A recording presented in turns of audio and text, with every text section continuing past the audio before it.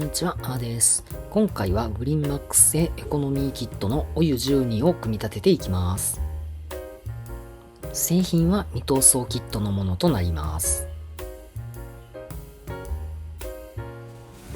青15号のお湯12は加糖製のものが手元にあるので、今回はブドウ2号のお湯12を組み立てます。室内灯と車掌室側にはテールライトも組み込んでいきます。過去動画と内容は被りますが、工作過程も紹介していますので、ぜひ最後までご視聴ください。まずは塗装ですが、組み立てる前に窓サッシやエッジゴムの塗装、インレタ処理を済ませたいので、先に塗装します。まずはランナーから切り離していきます。車掌室側のつま面のテールライトの部分は先に穴開けを済ませます。バリの処理も念入りに行います。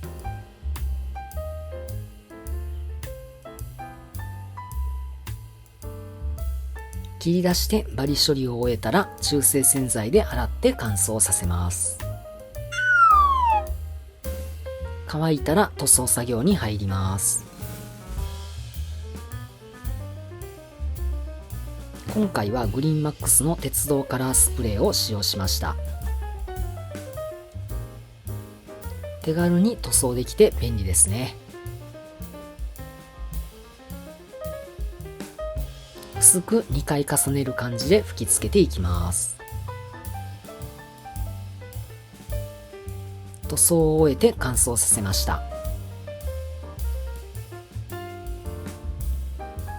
塗装後はインレタ処理を進めていきます。使用するのはグリーンマックスの品番6311客車郵便荷物車用。こちらには郵便表記、荷物表記、各種マニアお湯の車番が収録されています。まずはお湯12を転写していきます。ずれないようにシートをしっかり押さえておきます。以前に押し16に車番を転写した時はずれてしまったんですよね。インレタ転写は昔から苦手な作業です。板キットはそもそも自分で作っていくものなので、失敗しても修正も作成のうちと割り切って転写しています。転写後は裏紙を押し当ててしっかり定着させていきます。トミックス製品のように完成モデルの車番インレタは失敗が許されないと思っているので手を出せないですね。郵便マークを転写していきます。こういう装飾ってインレタの他にもデカールがあったりしますが、デカールはもっと苦手です。ボーイング787のプラモを組んでみたいと思いながら、未塗装でデカール処理必須な仕様に躊躇していたりします。何事もチャレンジしていかないと技術向上につながらないので、いつか挑戦したいものです。最近は購買意欲をかきたてられる新製品が少なくて、少しネタ切れ気味なので、プラモ製作着手のいい機会なのかもしれません。郵便マークも裏紙で定着させていきます。インレタ保護も兼ねてトップコートの反光沢をスプレーします。続いて屋根を塗装していきます。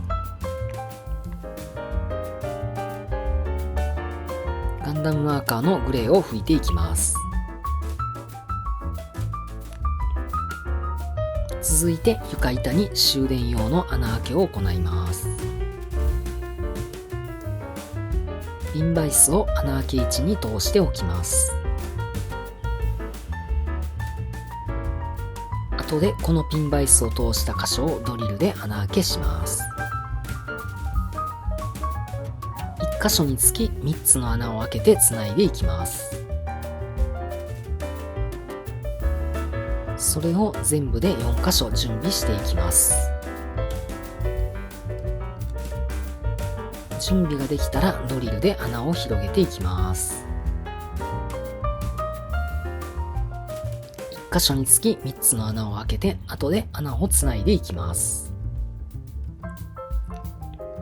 ドリルで穴開け後3つの穴をつないで終電用の穴開けを終えるとこんな感じになります。次は床板の下側を黒で塗装します。ガンダムマーカーのブラックを拭いていきます。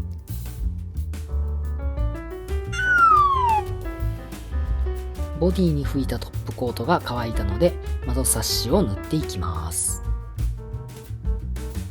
ガンダムマーカーのシルバーで塗っていきます。細かい作業は手元を映し損ねることが多いです。こちらも手元をしっかり映せていないのですが、ボディ内側に窓ガラスパーツを貼っていきます。接着にはクラフトボンドを使用し、後からセメントを流し込んでいきます。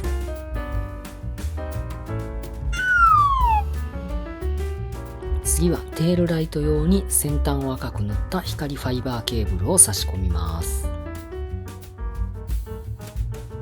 差し込んだ後で長すぎる部分をカットします。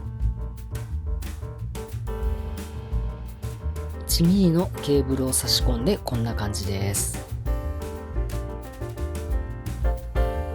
LED を通してみてプリズムの役割を果たしてくれるか確認します。LED に取り付けているアクリルも赤で塗装しています。光ファイバーでもしっかりプリズムの役割を果たしてくれています。作業があちこち飛んでいますが、次は屋根にベンチレーターを取り付けていきます。取り付け位置をマークしていきます。中心をしっかり確保するのが難しいですね。旧型国電の屋根はベンチレーター用の穴開けガイドがあるのでお手軽でした。続いて嫌いな作業の床下引きの取り付けを進めていきます。小さいパーツが多く接着しにくいものもあるので苦手です。ガイドの凹凸が接着の邪魔になる場合もあります。その場合は凹凸を削り落として接着しましょう。次はボディを組んでいきます。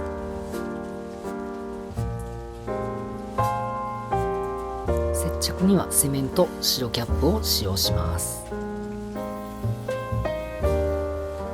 ここまで来てようやく車両の形が見えてくる楽しい瞬間です。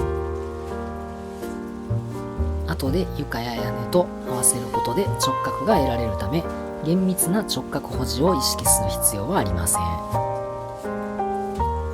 接着後に車内側から流し込み用セメント、緑キャップで補強していきます。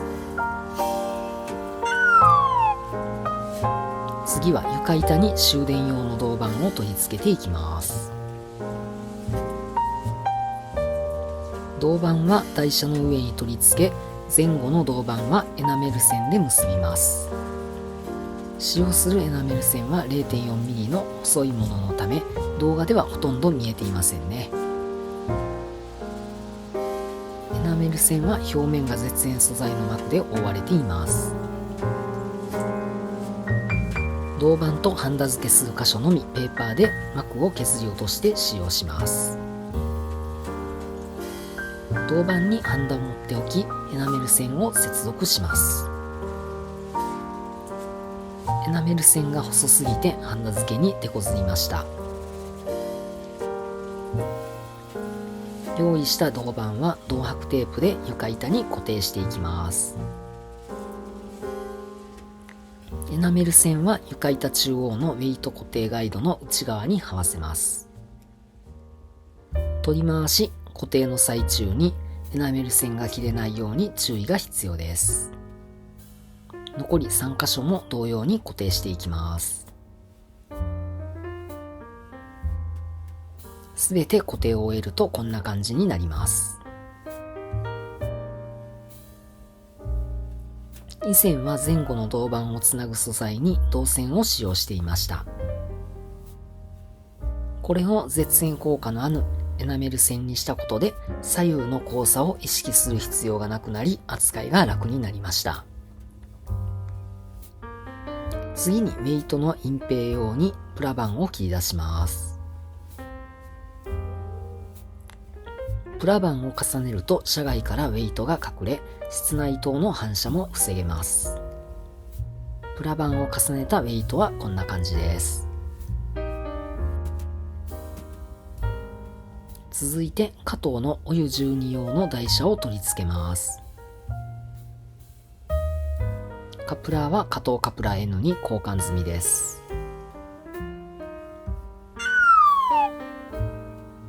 通電のチェックをしてみましょう。作成したテールライトを点灯させることで台車から床板上の銅板への通電確保を確認していきます。テールライトを設置してボディを乗せてみます。この時にテールライトの固定位置を確認しておきます。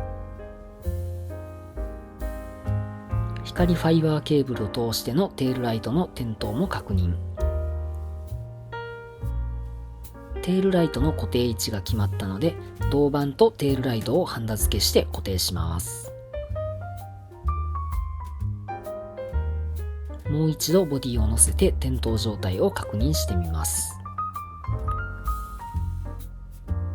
固定したテールライトとウェイトは問題なく設置完了です。妻面の窓から車内の自作テールライトユニットが見えている点は改善が必要ですね。次は作成しておいたテープ LED の室内灯の取り付け位置を確認します。今回はちらつき対策のコンデンサは使用していません。テープ LED は黒のマーカーで塗りつぶしたプラ板を重ねています。このテープ LED をそのまま屋根裏に貼り付けて固定します。ボディをかぶせてお湯12の完成です。最後に室内灯の点灯テストを行います。自作テールライトユニットには黒で塗装したプラ板を乗せて妻面から銅箔テープが見えないようにしました。これでテールライト室内灯込みのグリーンマックス製エコノミーキットのお湯12の完成です。エコノミーキットは自分なりのこだわりを持って作成していく楽しさが大きな魅力だと思っています。キットは難しそうだからと避けていたり、抵抗がある方も挑戦してみてはいかがでしょうか。なかなか楽しい世界ですよ。模型に関する動画を投稿していますので、ぜひチャンネル登録をよろしくお願いいたします。ご視聴ありがとうございました。